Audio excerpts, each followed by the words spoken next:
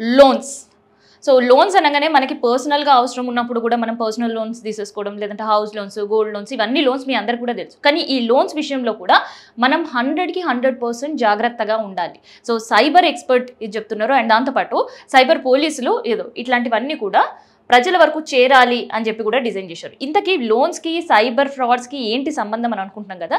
ఒక్కసారి ఎవరైనా personal loan తీసుకున్న వాళ్ళు, లేదంటే ఎమర్జెన్సీ లోన్ తీసుకున్న వాళ్ళు ఈ విషయం ఆలోచించాలి.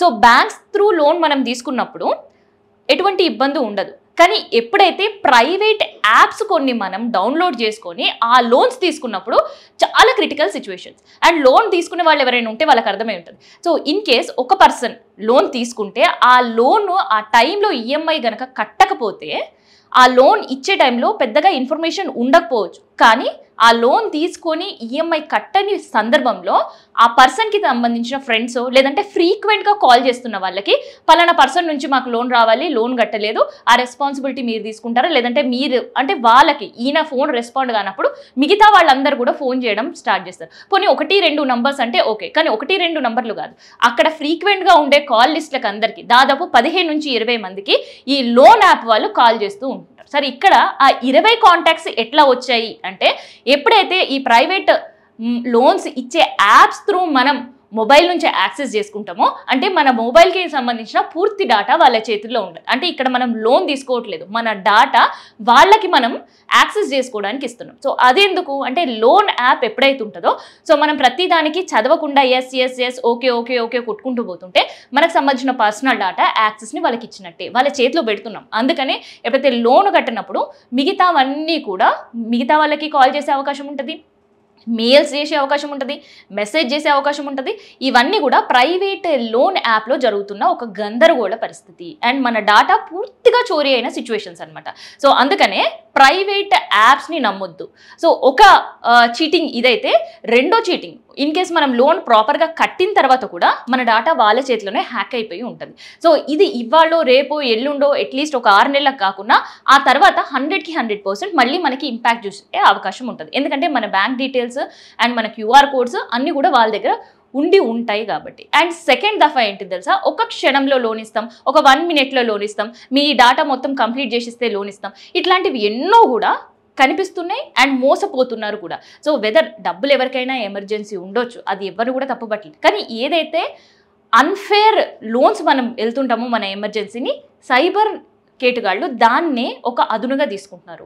సో మనం లోన్ పక్కన పెడితే మన పర్సనల్ డాటా అంతా కూడా వాళ్ళ దగ్గర ఉంటుంది. సో ఇన్ కేస్ ఆ క్షణంలో మన అకౌంట్లో డబ్బులు లేకపోవచ్చు, ఎప్పుడైతే మన అకౌంట్లో డబ్బులు పడతాయో మనకు తెలియకుండా మనం యాక్సెస్ ఇచ్చేసి ఉంటామో, దానికి సంబంధించిన లోన్స్ కూడా మనం లోన్ తీసుకోకుండా డబ్బులు క్రెడిట్ అయ్యే అవకాశం ఉంటుంది సైబర్ కేటుగాళ్ళ అకౌంట్స్లలో. సో ఇట్లా లోన్ ఫ్రాడ్స్ కూడా విపరీతంగా హైదరాబాద్లో పెరిగినాయి. అండ్ థర్డ్ ఇంకొకటి ఏంది వచ్చేసిందంటే, మీకు లోన్ ఇస్తాము అండ్ దాంతోపాటు మీరు ఈ లోన్ ఇస్తే 1 లక్ష రూపాయలు కనుక మీరు లోన్ తీసుకుంటే అలా కేవలం మీరు ఒక 20,000 లేదంటే 30,000 కడితే చాలు, మిగతా అంతా కూడా సబ్సిడీ లోన్స్ అని ఇట్లాంటివన్నీ కూడా ఇంకొత్త టాక్టిక్తో సైబర్ నేరగాళ్ళు వస్తున్నారు. సో అట్లాంటి టాక్టిక్లో కనుక పడితే 30,000 దేవుడేరు, మీ అకౌంట్లో ఉండే డబ్బులు కూడా ఖాళీ అయిపోయే పరిస్థితి.